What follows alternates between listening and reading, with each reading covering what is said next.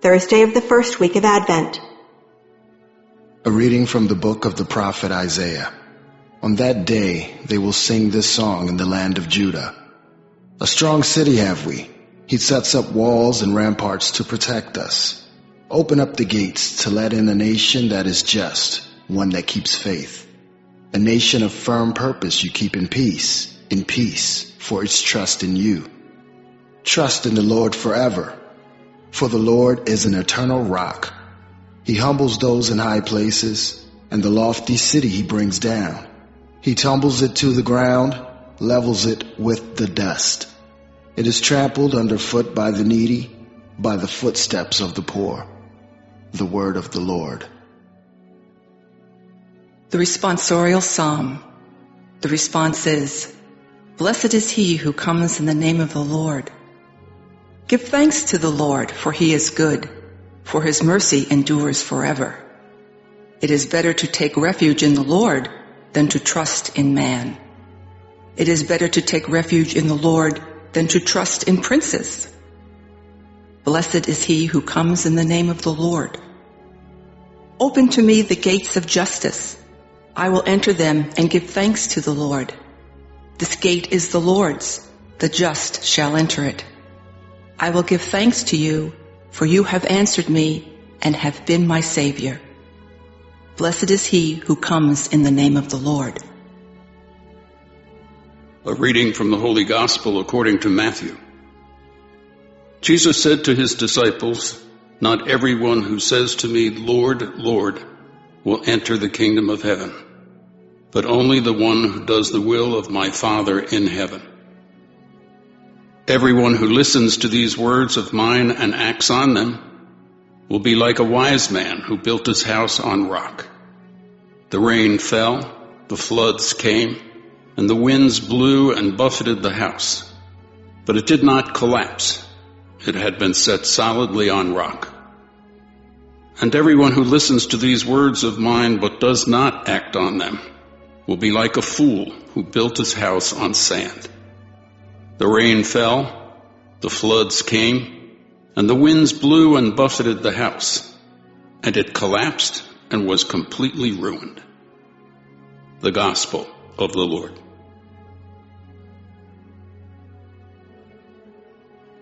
Thursday of the first week of Advent.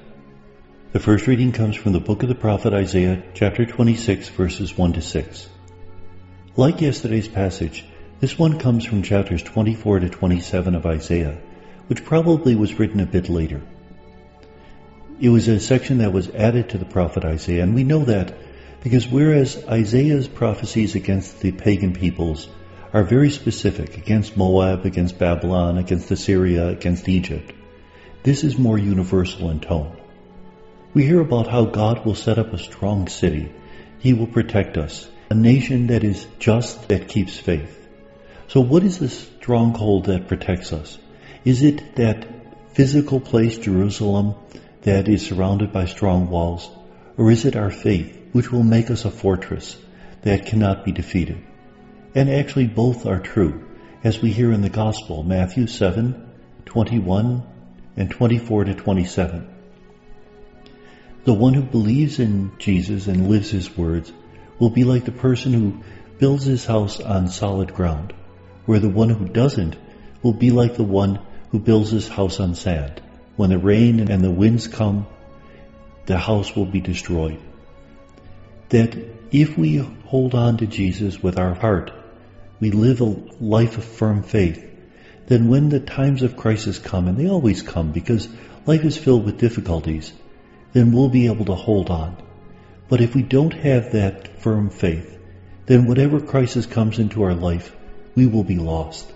A lot of people's faith is shaken when some terrible event occurs in their life, and it's a sign that their faith really wasn't that firm. Very often people's faith is based on the idea that God will always provide me with good things if I'm a good Christian. That is not what Jesus says. Jesus is very clear that if you're a good Christian, then you should expect to carry the cross with him.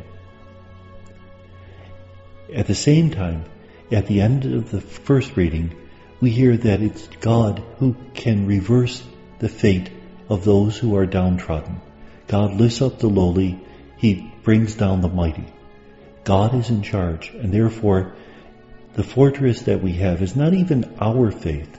It's the faith that He gives us, because He is the source of any strength, of any authority that we have in life.